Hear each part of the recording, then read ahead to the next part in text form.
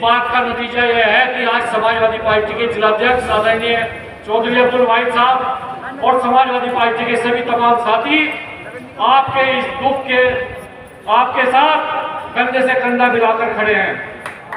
जब मैं आया यहाँ पर तो मैंने देखा आप लोग जिस तरीके से अपने हक की बात कर रहे थे और अधिकारी आपकी इस हक की आवाज को दबाते हुए पीछे के रास्ते से चोर रास्ते से निकल कर गए तो देखकर बड़ा दुख हुआ।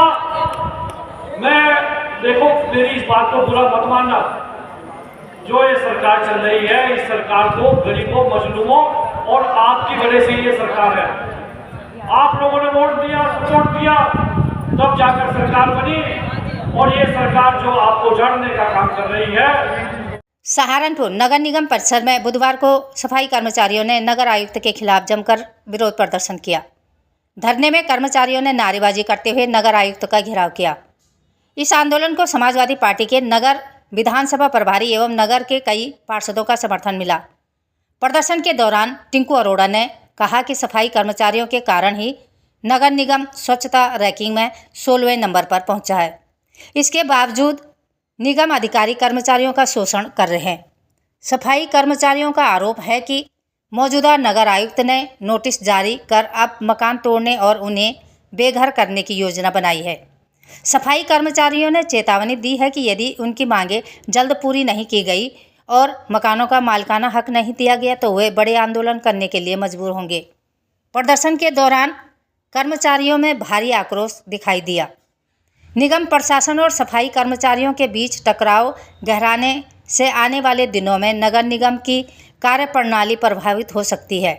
इस दौरान ब्रजमोहन चनालिया, सोनी आज़ाद, धीरज आज़ाद, रघुवीर चंदन, राजकुमार बिरला, जसवीर वाल्मीकि, विनोद घावरी, पूर्व जिला अध्यक्ष ब्रजमोहन सूद, समाजवादी पार्टी इसार चौधरी, पार्षद टिंकू अरोड़ा, अब्दुल वाहिद, भीम आर्मी, सनी गौतम आदि मौजूद रहे। सहारनपुर से महेश कुमार की खास रिपोर्ट। खबरों के साथ बने रहने के लिए चैनल को लाइक, शेयर और सब्सक्राइब अवश्य करें। साथ ही हमारा फेसबुक पेज को फॉलो करना न भूलें। समाचार और विज्ञापन देने के लिए नीचे स्क्रीन पर दिए गए नंबर पर संपर्क करें। नाम बता दीजिए। भाई अभी शिवपुरी जी से ऊपर नगर आयुक्त से आपकी मीटिंग चल रही थी। मीटिंग में उन्होंने बहुत सारी चर्चाएं की। क्या मानते हैं चर्चाओं को, क्या कहते हैं? चर्चाओं में हमारी जो जनता रोड वाल्मीकि कॉलोनी है उसमें 100 क्वार्टर थे।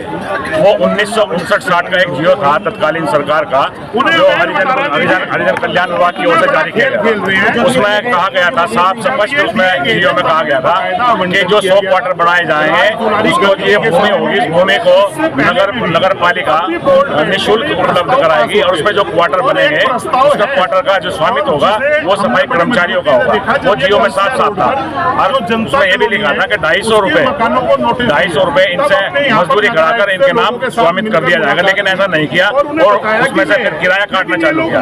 अब किराए के साथ फिर बाद में वो HR में बदल दिया। HR करते करते अब इतना पैसा काट लिया इन्होंने, करोड़ों रुपया, कि जो कर्मचारियों का जो वेतन था उससे HR काटा गया। अब उनकी रिटायरमेंट 25% काट लिया गया। अब उनकी पेंशन में से भी काटना चालू कर दिया।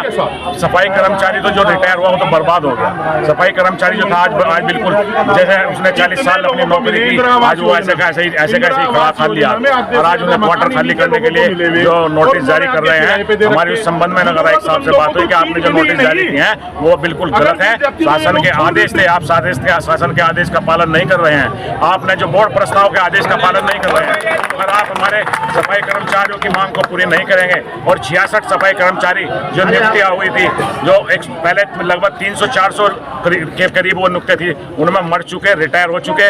अब उनमें 66 नियुक्तियां बाकी रह गई हैं और वो हाई कोर्ट से भी उस पर मुकदमा जीत चुके। लेकिन अब नगर आयुक्त साहब का कहना है कि उन्होंने कोर्ट ने आदेश ये किए थे कि जो मर चुका आप उसको नोटिस जारी नहीं कर सकते, लेकिन अब जो जीवित है आप जारी कर दो। अब ये 4 साल पहले जियो आया था, आप उसे अब लगा रहे। आपके सिर में ऐसा क्या दर्द हो रहा? उत्तर प्रदेश में कम से कम हजारों की तादाद में ये सफाई कर्मचारी हैं। आपको अगर सिर में दर्द करना है तो पूरे उत्तर प्रदेश में करिए।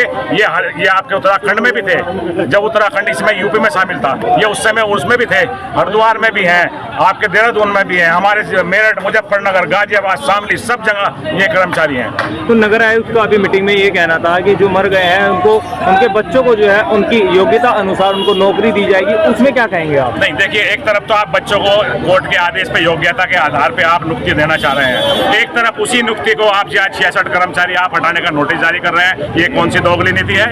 ये दोगली नीति कतई बर्दाश्त नहीं होगी, ना चलेगी। इसका हम विरोध करेंगे। तो कब तक इसका विरोध चलेगा? ये कल भी धरना प्रदर्शन जारी रहेगा और हो सकता है 1-2 दिन बाद हम हड़ताल पर चले जाएंगे। टिंकू भाई, आज यहाँ नगर निगम में धरना चल रहा है सफाई कर्मचारियों का और लगातार यहाँ नगर आयुक्त पहुंचे थे, लेकिन बताना है लोगों का पीछे के गेट से निकल रहे हैं, क्या कहेंगे इसमें? क्या कहेंगे भाई, जनता को फेस नहीं कर पा रहे ना। आप लोगों पर अत्याचार करोगे और उनकी बात भी नहीं सुनोगे और फिर आप भाग जाओगे, ये कहाँ का औचित्य है? आज तक जो बुलडोजर गुंडे माफियों पे चलने की बात की जाती थी, अब वो जनता और सफाई कर्मचारियों के मकान पे चल रहा है। जब आपने इन्हें स्वयं तो मकान आवंटित किए और अब आप उन्हें अवैध बता के तोड़ने का काम कर रहे हो। इनकी नियुक्तियों को त्याग पत्र की, जिसे हाई कोर्ट ने मान लिया, आप उसे मानने को तैयार नहीं हो। आप क्या माननीय उच्च न्यायालय से भी ऊपर चले गए हो? सिर्फ तानाशाही रवैया है। लगातार सफाई कर्मचारी भाई बहनों को परेशान किया जा रहा है, लेकिन समाजवादी पार्टी इसे बर्दाश्त नहीं करेगी।